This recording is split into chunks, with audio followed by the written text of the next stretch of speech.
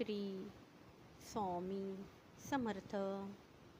सर्व आत्म्यांना माझा नमस्कार. आपल्या आयुष्यात कितीतरी लोक येतात व कितीतरी लोक निघून जातात. सर्व काही आधीच ठरलेलं असतं. त्यामुळे कोण आलं कोण गेलं ह्याचा त्रास करून न घेता आईने जसं आपलं आयुष्य लिहिलं आहे त्याचा स्वीकार करून आयुष्य व्यतीत करणं गरजेचं आहे. आपल्या आयुष्यात जी लोकं आहे त्यांचं अस्तित्व आपल्या आयुष्यात कितपत आहे हे देखील विधिलिखित असतं. त्यामुळे जी लोकं आपल्या आयुष्यात आहे त्यांच्यासोबत प्रामाणिक राहून सर्व गोष्टींना आईला समर्पित करून आयुष्य व्यतीत केलं तर आयुष्य खूप चांगलं व्यतीत होईल. आपल्या आयुष्यात कोणाला आणलं पाहिजे, किती वेळ आपल्या आयुष्यात त्यांनी राहावं किंवा कधी निघून जावं किंवा कायमचं आपल्या आयुष्यात राहावं, सर्व काही आपल्या आईची योजना असते. आपण फक्त ह्या सर्व परिस्थितीचं पालन करणं गरजेचं आहे. आई जसा रस्ता दाखवते त्या रस्त्यावर चालत राहावं. आपला मार्ग, आपलं आयुष्य कसं आणि कुठल्या पद्धतीने व्यतीत होणार हे सगळं काही अगोदरच ठरलेलं असतं. हे सर्व काही आपल्या आईच्या नियमानेच होत असतं. म्हणूनच आपण आपली बुद्धी, मन फक्त आईच्या नामात व्यस्त ठेवणं गरजेचं आहे. मग आपसुकच आपलं आयुष्य योग्य रीतीने सरत जातं.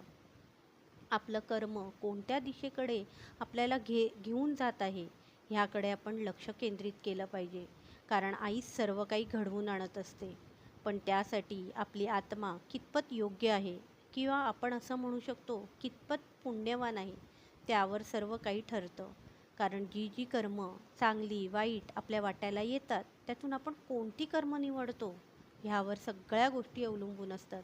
जर आपल्या वाट्याला चांगली कर्म यावी असं वाटत असेल तर त्यासाठी आईच्या संवासाची व तिच्या सानिध्यात राहण्याची गरज हवी. आपण जर भरकटलो तर कर्म पण तशीच वाट्याला येतात. आईच्या परीक्षेला सामोरे जायचं असेल तर आईचाच हात धरून चालावं लागणार. कारण आपल्या भौतिक आयुष्यात जरी शिकवणारा एक, पेपर काढणारा दुसरा आणि चेक करणारा तिसरा असल्या कारणाने आपण निकालाची काळजी करत असतो. पण आपल्या ह्या आयुष्याचं असं नसतं.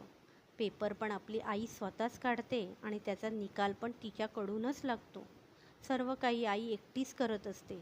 म्हणूनच आईचा हात धरला की आपण उत्तीर्ण होणारच हा विश्वास बाळगा. जिथे आई तिथे आपण असणं गरजेचं आहे.